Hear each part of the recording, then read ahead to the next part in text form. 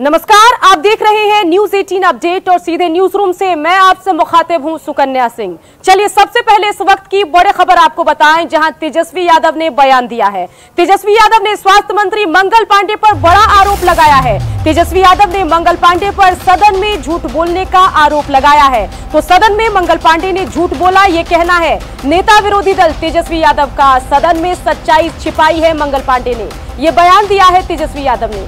बता दें कि तेजस्वी यादव ने कुछ आंकड़े भी पेश किए हैं। 53% RT-PCR की जांच कही, लेकिन सिर्फ 5% RT-PCR की जांच हुई, ये कहना है तेजस्वी का। साथ ही सीएम ने अलग रिपोर्ट बताई है और स्वास्थ्य मंत्री ने अलग रिपोर्ट दिखाई है, ये भी तेजस्वी यादव ने कहा। और आप लोगों को याद होगा नहीं होगा, लेकिन एक वीडियो के माध्यम से आप लोगों को याद दिलाना चाहेंगे। हमने खड़े होकर के बार बार जो है स्वास्थ्य मंत्री से पूछा था कि कितनी संख्या में RT-PCR जांच हो रही है। उसके उत्तर में मंगल पांडे जी ने जवाब दिया था। वो जवाब जो है आप लोगों को पहले सुना देते हैं, अपने मुंह से हम क्या बताएं। और आपको पता होगा कि हमने दोहराया भी था। तो हम चाहेंगे कि मंगल पांडे जी का वो वीडियो विधानसभा के अंदर जो है वो आप लोग देखिए।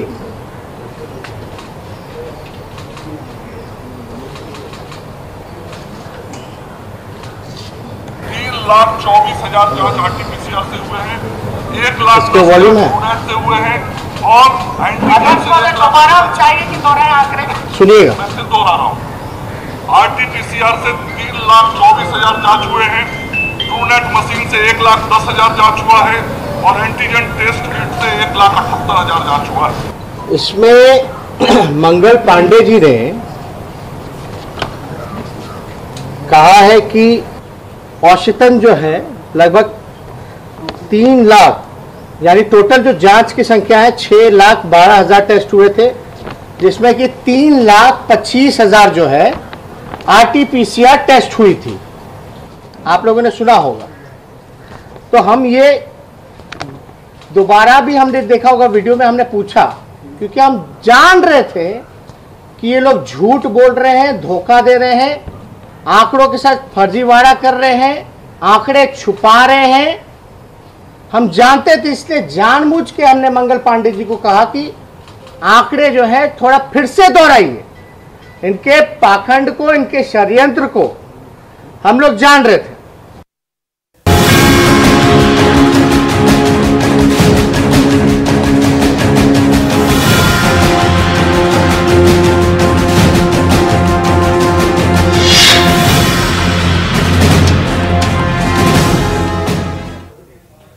तो बिल्कुल, चलिए बुलेटिन में अब हम बात करेंगे सुशांत सिंह राजपूत मौत मामले की, जिसमें आज सुप्रीम कोर्ट में सभी पक्ष लिखित में जवाब दर्ज करेंगे। बता दें कि पिछली सुनवाई मंगलवार को हुई थी और उस दिन सुप्रीम कोर्ट ने सभी पक्षों से लिखित में अपना पक्ष रखने को कहा था। तो अब इस पूरे मामले की अगर हम बात करें तो सुशांत के पिता के वकील, बिहार सरकार और सॉलिसिटर जनरल ने सुशांत केस में सीबीआई जांच की मांग की है और महाराष्ट्र सरकार के साथ मुंबई पुलिस पर आरोप लगाया है कि सुशांत केस में दोनों मामले की लिपापोती कर रहे हैं।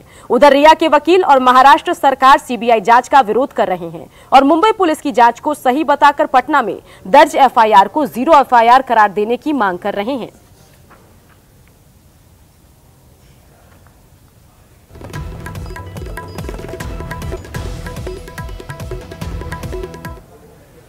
तो एक और तो पूरे मामले में लिखित अपना पक्ष दर्ज करेंगे सभी पक्ष सुप्रीम कोर्ट में, लेकिन इन सब के बीच सुशांत सिंह राजपूत की बहन श्वेता सिंह ने भी अपनी बात रखी है। उन्होंने एक वीडियो संदेश जारी किया है और उसके जरिए आम लोगों से गुहार लगाई है कि सबको एकजुट होना होगा, तब जाकर सुशांत मामले की सच्चाई सामने आएगी। आइए देखते हैं वो वीडियो संदेश।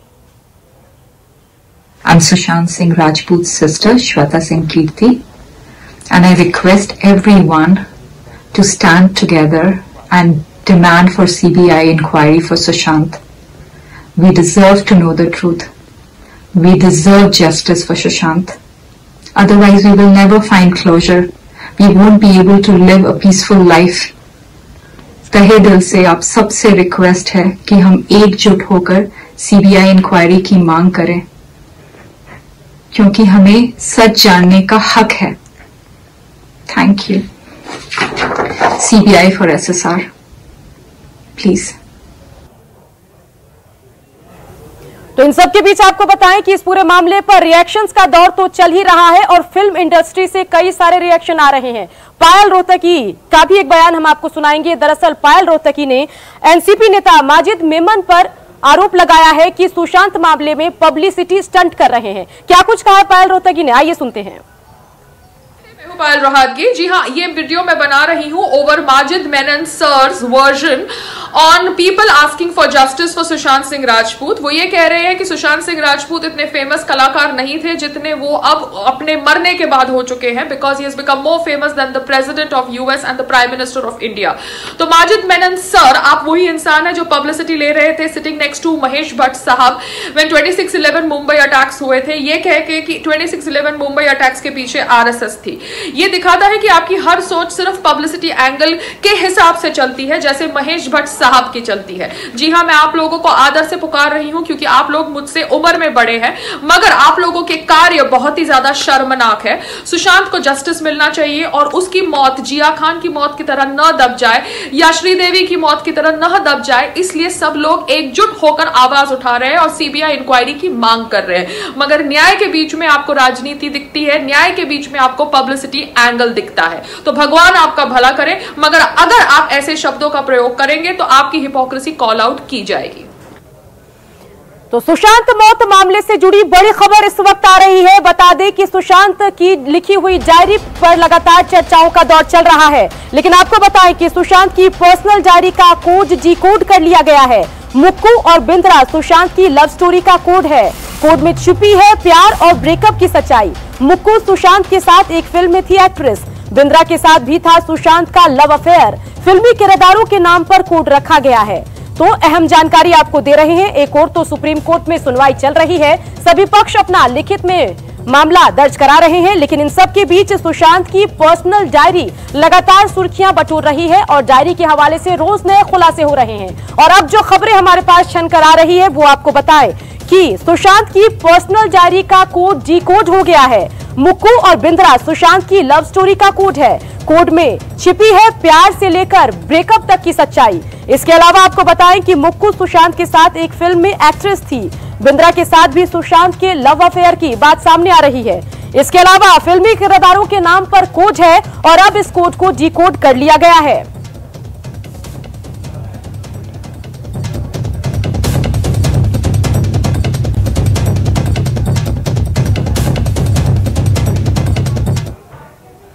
तो एक और तो सुशांत मामले पर सुप्रीम कोर्ट में सुनवाई तो चल ही रही है, लेकिन इन सब के बीच एक नेता के बयान के बाद राजनीतिक बयानबाजी तेज है। जी हां, हम बात कर रहे हैं माजिद मेमन के बयान की और इस पर बिहार के नेताओं ने भी अपना रिएक्शन दिया है। आइए वो रिएक्शन देखते हैं। पहले शरद पवार जी के पार्टी के नेता माजिद मेनन, उसके शरद पवार जी इतने बड़े नेता और इस तरह का भाषा का प्रयोग करते हैं, किताब को पन्नों को पढ़ते पढ़ते इनकी इंसानियत मर गई। मुझको लगता था कि शरद पवार इतने बड़े नेता हैं, इस तरह का भाषा का प्रयोग, सुशांत सिंह का मामला पूरे देश और दुनिया में जान रहा है और उसको बोल रहे हैं कि लोग की मरने के बाद इतना पॉपुलर हुए हैं। एक कोसी पूर्णिया के इलाके से निकलकर पूरे हिंदुस्तान के सितारे थे और सुशांत सिंह राजपूत के बारे में माजिद मेनन का ये कहना कि वो उतने मशहूर नहीं थे, तो माजिद मेनन से तो कई लाख गुना ज्यादा मशहूर सुशांत सिंह राजपूत थे। नंबर 2, सुशांत सिंह राजपूत के बारे में माजिद मेनन बयान देकर मशहूर होने के लिए बयान दे रहे हैं। सुशांत सिंह राजपूत के नाम पर मशहूर होना चाहते हैं, इसलिए इस तरह का। और मेरा हमेशा मानना है कि आत्महत्या कोई भी हो, उसको व्यक्ति के कोपिंग मैकेनिज्म के फेलियर के रूप में देख करके दरकिनार मत कीजिए, तहकीकात कीजिए, कारक और कारणों का पता लगाइए। हाँ, पिपली लाइव बनाने से बचना चाहिए क्योंकि हर मौत आदर ढूंढती है। ये कहना कि वो कितने फेमस थे नहीं थे, मैं समझता हूं it is not respect to somebody who is met an unfortunate death. तो माजिद मेनन का बयान और उसके बाद तीखी प्रतिक्रिया बिहार के नेताओं की तरफ से। चलिए बढ़ते आगे और एक बार फिर से जिक्र करते हैं सुशांत की डायरी का। जी हां, ये डायरी सामने आने से पहले सुशांत की गर्लफ्रेंड रिया चक्रवर्ती ने दावा किया था कि सुशांत का अपने परिवार से संबंध उनके ठीक नहीं थे, लेकिन जब सुशांत की डायरी सामने आई उसके बाद ये साफ हो गया कि सुशांत अपने परिवार को लेकर चिंतित थे, उनका अटैचमेंट अपने परिवार के साथ था। इस पूरे मामले पर ज्यादा जानकारी दे रहे हैं हमारे सहयोगी दिवाकर तिवारी। सुशांत सिंह राजपूत आत्महत्या मामले में नित नए खुलासे सामने आ रहे हैं और अब इसमें एक महत्वपूर्ण खुलासा सामने आया है, वो है सुशांत सिंह राजपूत की वो डायरी जिसमें अपने से जुड़ी वो तमाम चीजें उसमें लिखते थे और इस डायरी से तमाम चीजें साफ भी हो गई हैं और सवाल भी खड़े होने शुरू हो गए हैं। पहली महत्वपूर्ण चीज ये कि सुशांत सिंह राजपूत की अगर डायरी को देखें तो 2020 की उन्होंने जो प्लानिंग की थी, जिस तरह से प्लानिंग की थी, वो जो है ये बताती है कि वो आत्महत्या जैसा कदम उठाने के बारे में कैसे सोच सकते हैं। एक अहम सवाल ये है। दूसरी महत्वपूर्ण चीज इसमें यह है कि जिस तरह से रिया चक्रवर्ती ने ये आरोप लगाया था कि सुशांत सिंह राजपूत के परिवार से उनका रिश्ता अच्छा नहीं था, बहन प्रियंका से सुशांत सिंह राजपूत की लड़ाई भी हुई थी, लेकिन इस डायरी में साफ तौर पर यह सामने आया है कि सुशांत सिंह राजपूत अपने परिवार के साथ साथ प्रियंका जो बहन है उनके साथ तमाम प्रोजेक्ट पर आगे काम करने वाले थे। किस तरह की फिल्में सेलेक्ट करनी है, कौन सी फिल्मों में काम करना है, किस तरह से अपने करियर को आगे बढ़ाना है, ये तमाम महत्वपूर्ण चीज़ें सुशांत सिंह राजपूत ने अपनी डायरी में लिखी हुई है। लेकिन जिस तरह से रिया चक्रवर्ती की तरफ से कुछ दिन पहले व्हाट्सएप का एक स्क्रीनशॉट जारी किया गया था जिसमें यही बताया गया था कि सुशांत सिंह राजपूत के साथ उनका रिश्ता बहुत अच्छा था, लेकिन अब उन्हीं सवालों के घेरे में रिया चक्रवर्ती हैं क्योंकि ईडी ने अब उनके ऊपर शिकंजा कसना शुरू कर दिया है। और जिस तरह से रिया चक्रवर्ती ने ईडी की पूछताछ में ये बताया कि जिस तरह से सुशांत सिंह राजपूत इटली के होटल में डरे थे, कई मंत्रों का उच्चारण करने लगे थे तस्वीर को देखकर, वैसे में ईडी इन तमाम चीज़ों को अब वेरीफाई करने में लगी हुई है। और एक महत्वपूर्ण डेवलपमेंट ये है जो सूत्रों से जानकारी मिल रही है कि सुशांत सिंह राजपूत के घर में काम करने वाले दो महत्वपूर्ण स्टाफ कुक नीरज सिंह और दीपेश सावंत से भी ईडी पूछताछ कर सकती है। और ये पूछताछ बेहद अहम होगी क्योंकि ये वो शख्स हैं जो 24 घंटे उस घर में मौजूद रहते थे और ख़ास तौर पर उनमें से नीरज जो सुशांत के बहुत करीब बताया जाता है, वो जो है कई अन्य खुलासे भी कर सकता है। और दूसरी महत्वपूर्ण चीज़ ये है कि सुप्रीम कोर्ट में आज इस पूरे मामले को लेकर सुनवाई है। सुप्रीम कोर्ट का फैसला आना है कि आखिर इस मामले की जांच सीबीआई करेगी या महाराष्ट्र पुलिस करेगी। लेकिन जिस तरह से महाराष्ट्र सरकार की तरफ से बयानबाजी, खासतौर पर शरद पवार ने जो बयानबाजी की, उसके चलते अब माहौल गरमाने लगा है। और सवाल इस वक्त सबसे ज़्यादा अगर किसी पर खड़े हैं तो वह है महाराष्ट्र सरकार और मुंबई पुलिस पर कि आखिर करीब 2 महीने की जांच के बाद कोई निष्कर्ष नहीं निकल पाना यही बताता है कि मुंबई पुलिस जांच में कितनी गंभीरता बरत रही थी और किस तरह से उसकी जांच आगे बढ़ रही थी। मामले में ट्विस्ट तभी आया था जब बिहार पुलिस ने इस पूरे मामले की जांच शुरू की और तमाम चीज़ें खुलकर सामने आई, चाहे वो सुशांत राजपूत के अकाउंट के ट्रांजैक्शन की बात हो या फिर तमाम अन्य चीज़ों की। लेकिन फिलहाल इस पूरे मामले में अब नित नए डेवलपमेंट सामने आ रहे हैं और जिस तरह से सुशांत सिंह राजपूत की डायरी सामने आई है उसने कई सारी चीज़ें जो है वो साफ कर दी हैं और कई सारे सवाल भी खड़े कर दिए हैं। कैमरा आतिश के साथ दिवाकर सिंह, न्यूज 18 इंडिया, मुंबई। तो दिवाकर सिंह हमारे संवाददाता की पूरी रिपोर्ट आपने देखी। चलिए बढ़ते आगे और बात करते हैं प्रधानमंत्री नरेंद्र मोदी की, जिन्होंने आज से एक नए प्लेटफॉर्म की शुरुआत की है। इस प्लेटफॉर्म का नाम ट्रांसपेरेंट टैक्सेशन के साथ ही ऑनरिंग द ऑनेस्ट है। मतलब कि साफ है कि इसके बाद जो टैक्सेशन का प्रोसेस है वो ट्रांसपेरेंट हो जाएगा, पारदर्शी हो जाएगा और साथ ही जो ईमानदार टैक्स पेयर्स हैं उनको सम्मान भी मिलेगा। तो इस पूरे प्लेटफॉर्म की अगर हम बात करें तो ये ईमानदार करदाताओं के लिए नई व्यवस्था है। इस मौके पर पीएम ने कहा कि गलत तरीका अपनाना सही नहीं होता और इस नई शुरुआत से टैक्स प्रणाली पूरी तरह से पारदर्शी बनाई गई है। पीएम ने यह भी कहा कि ईमानदार करदाताओं को डरने की जरूरत नहीं है। नई व्यवस्था में सरकार का दखल कम होगा। हम उनका अभिवादन। बीते 6 वर्ष में हमारा फोकस रहा है बैंकिंग द अनबैंक,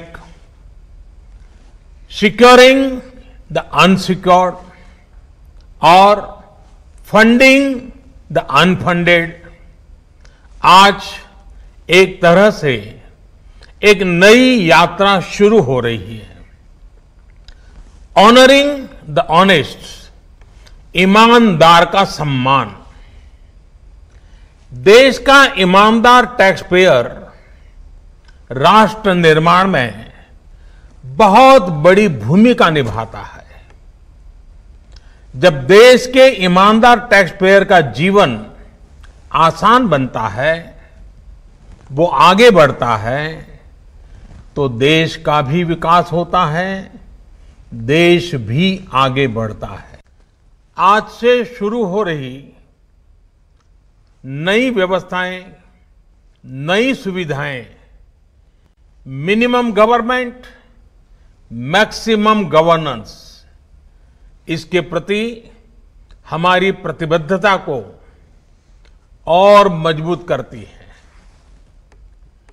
ये देशवासियों के जीवन से सरकार को, सरकार के दखल को कम करने की दिशा में भी एक बड़ा कदम है।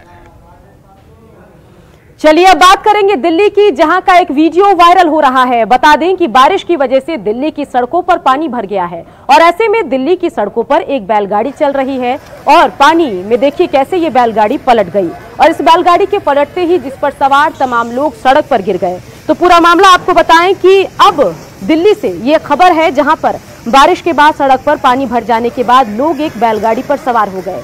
पानी से लबालब भरी सड़क पर बैलगाड़ी को लेकर जैसे आगे बढ़ा, ओवरलोड होने के कारण गाड़ी का संतुलन बिगड़ गया और गाड़ी पानी में पलट गई। गाड़ी पर सवार लोग भी सड़क पर भरे गड्ढे में गिर गए। दिल्ली की ये तस्वीर इन दिनों सोशल मीडिया पर वायरल हो रही है। तो देखिए कैसे ये बैलगाड़ी पलटती है और सवार लोग कैसे एक एक कर गिरने लगते हैं। और इसमें सबसे दुखद पहलू ये कि जहां वो गिरते हैं उस सड़क पर भी घुटने तक पानी भरा हुआ है और ऐसे में ये तमाम लोग सीधे पानी में गिर जाते हैं।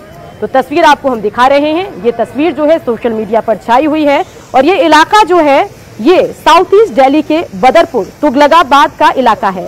इस इलाके में पिछले कई सालों से हालात यही हैं। हर साल बारिश के दौरान यही हालात देखने को मिलता है। लोगों को अपनी बाइक और अन्य जरूरी सामानों को बैलगाड़ी से पार करवाना पड़ता है। इस ओवरब्रिज के ऊपर से रेलगाड़ी चलती है, जबकि नीचे सड़क मार्ग है और ऐसे में अगर सड़क पर पानी भर जाए तो बैलगाड़ी इनका सहारा बनता है और जब बैलगाड़ी पर ओवरलोडिंग हो जाए तो बैलगाड़ी कैसे पलटती है और उस पर सवार लोगों की क्या हालत होती है वो जरा आप देखिए।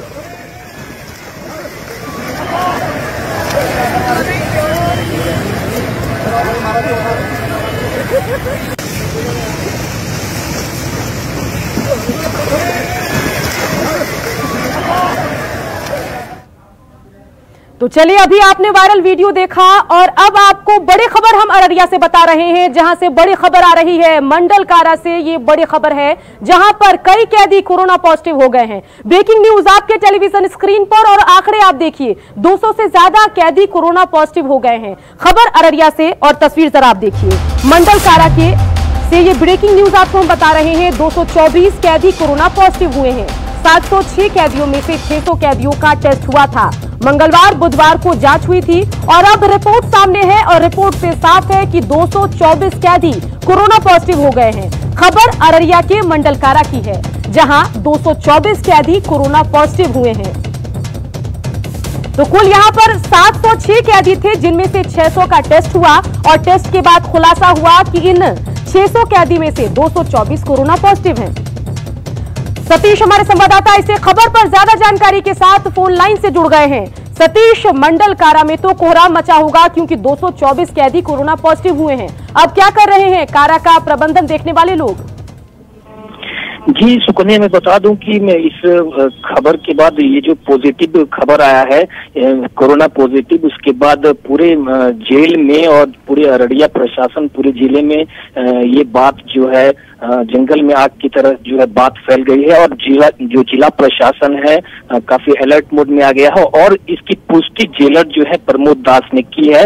उन्होंने साफ तौर पर बतलाया है कि मंगलवार और बुधवार ये 2 दिन जो जांच हुआ, जिसमें 600 कैदी में से 224 जो कैदी हैं कोरोना पॉजिटिव पाए गए हैं। उन्होंने साफ तौर पर जो है इसकी सूचना जो है डीएम को दी है और जो बेहतर जो स्वास्थ्य सुविधा की जो मुहैया कराने का जो दावा है वो फिलहाल जेल प्रशासन कर रहा है। जी बिल्कुल, इलाज की तैयारी तो कर रही है, लेकिन इन सब के बीच ये जरा बताइए कि 600 कैदियों का अभी टेस्ट तो हुआ है, लेकिन कुल 706 कैदी हैं, तो आगे टेस्ट कब होगा? जी, स्वास्थ्य विभाग के जो अधिकारी हैं, नोडल जो अधिकारी हैं डॉक्टर आशुतोष कुमार, उनका कहना है कि आज से कल तक में जो है जो भी बचे जो कैदी हैं उनका कोरोना जांच कर लिया जाएगा। हालांकि जो जेलर प्रमोद कुमार दास हैं उन्होंने साफ तौर पर बतलाया है कि चूंकि जो क्षमता है यहाँ की 706 है और अधिक होने पर जो है समस्तीपुर के दलसिंह सराय भेजा जाता है, तो साफ तौर पर जो जिला प्रशासन है और जो स्वास्थ्य विभाग है उनका कहना है कि आज से कल तक में जो है ये जो बचे कैदी हैं उनकी भी जांच कर ली जाएगी। और जेल प्रशासन ने साफ तौर पर कहा है।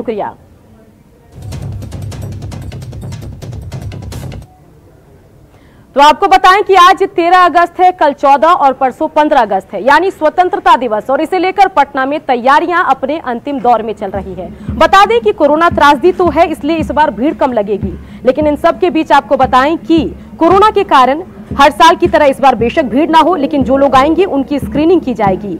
बिना मास्क पहने लोगों को अंदर आने नहीं दिया जाएगा। कोरोना के बीच स्वतंत्रता दिवस समारोह की जो औपचारिकताएं हैं वो निभाई जाएगी। परेड का रिहर्सल लगातार जारी है। गांधी मैदान में आज के परेड रिहर्सल का जायजा लिया न्यूज 18 संवाददाता रवि एस नारायण ने।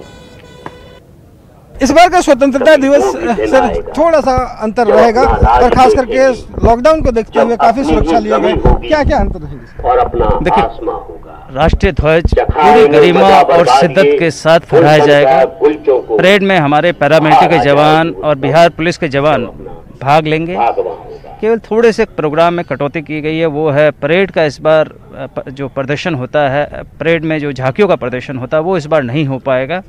और जो आम दर्शक दीर्घा हम लोग खोलते थे, वो दर्शक दीर्घा इस बार सोशल डिस्टेंसिंग के नॉर्म्स को पालन करने के कारण आम दर्शक दीर्घा नहीं खुलेगी।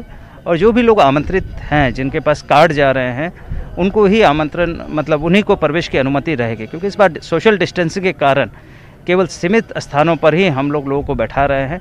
दोनों के बीच में, लोगों के बीच में बैठने में दूरी भी रहेगी। इसीलिए पूरे जो कोरोना संक्रमण के खतरे को देखते हुए, चूँकि राष्ट्रीय पर्व है, इसको पूरे गरिमा के साथ मनाया भी जाना है, इसीलिए सभी सुरक्षा जो प्रिकॉशंस हैं उसको लेते हुए यह पूरा पर्व मनाया जाएगा। राष्ट्रीय ध्वज माननीय मुख्यमंत्री जी के द्वारा ध्वजारोहण किया जाएगा और उसके बाद परेड की सलामी ली जाएगी और उनके बाद संबोधन होगा। लोग घर बैठे इस कार्यक्रम को देख सकें, इसके लिए सीधा प्रसारण की व्यवस्था भी रहेगी ताकि लोग अपने घरों में इसको देख सकें।